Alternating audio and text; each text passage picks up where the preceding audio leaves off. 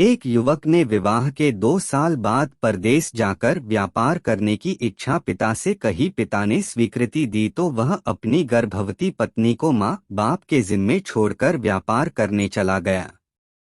परदेश में मेहनत से बहुत धन कमाया और वह धनी सेठ बन गया। 17 वर्ष धन कमाने बीत गए तो संतुष्टि हुई और वापस घर लौटने की इच्छा हुई।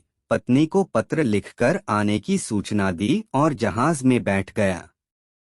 उसे जहाज में एक व्यक्ति मिला जो दुखी मन से बैठा था। सेठ ने उसकी उदासी का कारण पूछा तो उसने बताया कि इस देश में ज्ञान की कोई कदर नहीं है। मैं यहाँ ज्ञान के सूत्र बेचने आया था पर कोई लेने को तैयार नहीं है। सेठ ने सोचा, इस देश में मैंने बहुत धन कमाया है और यह मेरी कर्मभूमि है, इसका मान रखना चाहिए। उसने ज्ञान के सूत्र खरीदने की इच्छा जताई। उस व्यक्ति ने कहा, मेरे हर ज्ञान सूत्र की कीमत 500 स्वर्ण मुद्राएं हैं। सेठ को सौदा तो महंगा लग रहा था, लेकिन कर्मभूमि का मान रखने के लिए 500 स्वर्ण मुद्राएं दे दी। व्यक्ति ने ज्ञान का पहला सूत्र दिया, कोई भी कार्य करने से पहले 2 मिनट रुककर सोच लेना। सेठ ने सूत्र अपनी किताब में लिख लिया। कई दिनों की यात्रा के बाद रात्रि के समय सेठ अपने नगर को पहुंचा। उसने सोचा, इतने सालों बाद घर लौटा हूं तो क्यों न चुपके से बिना खबर दिए सीधे पत्नी के पास पहुंचकर उसे सरप्राइज दूं। घर के द्वारपालों को मौन रहने का इशारा करके सीधे अपने पत्नी के कक्ष में गया तो वहां का नजारा देखकर उसके पांवों के नीचे की जमीन खिसक गई।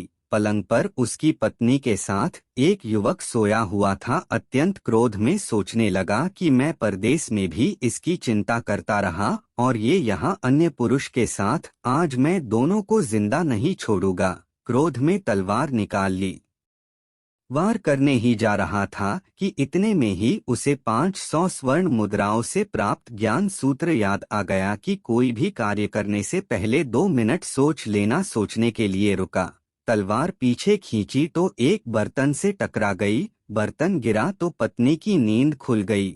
जैसे ही उसकी नजर अपने पति पर पड़ी वह खुश हो गई और कहा, आपके बिना जीवन सूना सूना था, इंतजार में इतने वर्ष कैसे निकाले यह मैं ही जानती हूँ।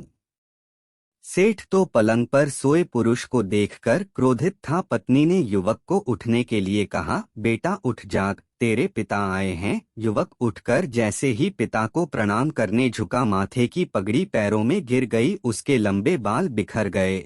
सेठ की पत्नी ने कहा, स्वामी ये आपकी बेटी है, पिता के बिना इसके मान को कोई आँच न आए, इसलिए मैंने इसे बचपन से पुत्र के समान ही पालन पोषण और संस्कार दिए हैं। यह सुनकर सेठ की आंखों से अश्रुधारा बह निकली। पत्नी और बेटी को गले लगाकर सोचने लगा कि यदि आज मैंने उस ज्ञानसूत्र को नहीं अपनाया होता तो जल्दबाजी में कितना अनर्थ हो जाता। मेरे ही हाथों मेरा निर्दोष परिवार खत्म हो जाता। ज्ञान का यह सूत्र उस दिन तो मुझे बेहद महंगा लग रहा था, लेकिन ऐसे सूत्र के लिए तो 500 स्वर्ण मुद्राएं बहुत कम हैं।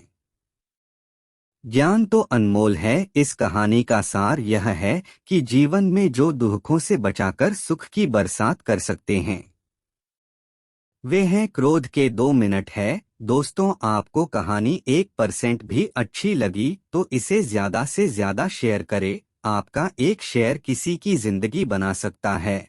और कहानी के कैसी थी एक बार कमेंट में जरूर बताइए। मैं आशा करता हूँ आप कमेंट जरूर करेंगे।